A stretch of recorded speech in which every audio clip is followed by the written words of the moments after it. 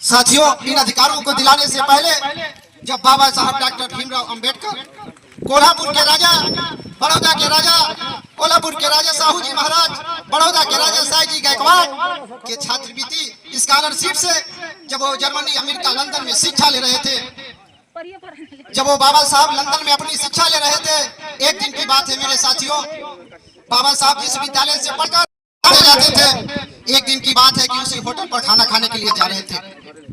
रास्ते में उनको एक किताब की दुकान मिली और बाबा साहब उस किताब की दुकान पर रुके और इस दुकान पर एक छोटी सी किताब मिली, उस किताब को पढ़ने लगे। उस किताब को पढ़ते पढ़ते बाबा साहब को किताब पसंद आ गई, लेकिन उस किताब की कीमत बाबा साहब के पॉकेट में उनके 3 दिन के भोजन का दाम था। मेरे साथियों, बाबा साहब ने परवाह नहीं किया कि मैं कल क्या खाऊंगा, उन्होंने उस किताब को खरीद लिया और इस किताब को पढ़ते पढ़ते उस होटल पर जाके बैठ गए। होटल का वेटर पानी लाता है, खाने की थाली लाता है। बाबा साहब चौंक जाते हैं कि मेरे पास तो पैसे नहीं है, मैं भोजन कैसे करूंगा। वेटर से कहते हैं, अरे भाई साहब, आज मेरा उपवास है। फिर दूसरे दिन उसी विद्यालय से उसी किताब को बाबा साहब पढ़ते हुए उसी होटल में आके बैठते हैं। फिर होटल का वेटर पानी लाता है, खाने की थाली लाता है। बाबा साहब फिर कहते हैं, अरे भाई साहब, मैंने बताना भूल गया, आज मेरे उपवास का दूसरा दिन है। तीसरे दिन भी वही घटना घटती है। बाबा साहब उसी किताब को पढ़ते हुए उसी विद्यालय से उसी होटल पर आके बैठते हैं। होटल का वेटर पानी लाता है, खाने की थाली लाता है। बाबा साहब खड़े हो जाते हैं और हाथ जोड़ के कहते हैं, क्षमा करना भाई साहब, आज मेरे उपवास का अंतिम दिन है। मेरे साथियों, जब बाबा साहब उस होटल से रूम पे जाते हैं तो माता रमाबाई को खत लिखते हैं, जिनको प्यार से रामू कहते थे। बाबा साहब लिखते हैं, अरे रामू, तेरे पास कुछ पैसे हो तो भेज दे, मैं यहाँ रात का भोजन करता हूँ और दिन का उपवास करता हूँ। जब ये खबर माता रमाबाई को पता चली, जब ये सूचना माता रमाबाई को मिली, उसी समय बाबा साहब के 2 बेटे रमेश दामोदर की मौत हो चुकी थी। लेकिन माता रमाबाई ने नहीं बताया कि तेरे 2 बेटे, तेरे 2 लाल खत्म हो गए, मर गए।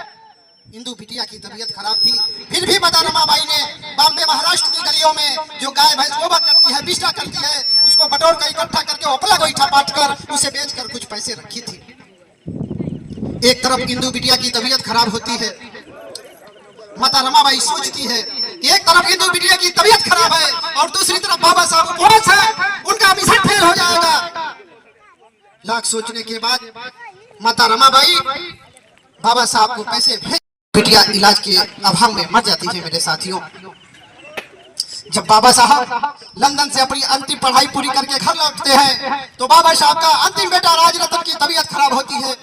बाबा साहब को देखते हुए माता रमाबाई कहती है कि अरे साहब, पैसा लाओ और बिटवा का दवा कराओ।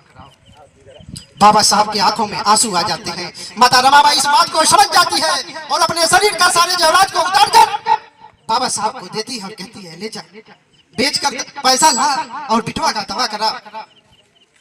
लाख दवा करने के बाद भी मेरे साथियों राजरतन मर जाता है। माता रमाबाई रोती है, विलाप करती है, कहती है, अरे तूने तो मुझे बर्बाद कर दिया, मुझे कहीं का नहीं छोड़ा, मेरा सब कुछ लूट लिया। बाबा साहब आंखों में आंसू लिए कहते हैं, तू मत रो रमा, तू मत रो। अरे रमा, तू मत रो, तू एक राजरतन के लिए रो रही है। तेरे राजरतन जैसे इस देश में हर रोज लाखों बच्चे पैदा होते हैं, लाखों मरते हैं, लेकिन इन मनुवादी व्यवस्था के कारण हर रोज मरते हैं। लेकिन एक दिन तेरा अम्बेडकर ऐसा काम करेगा कि दुनिया में नाम करेगा और इस मनुवादी व्यवस्था को जड़ से उखाड़ के फेंक देगा।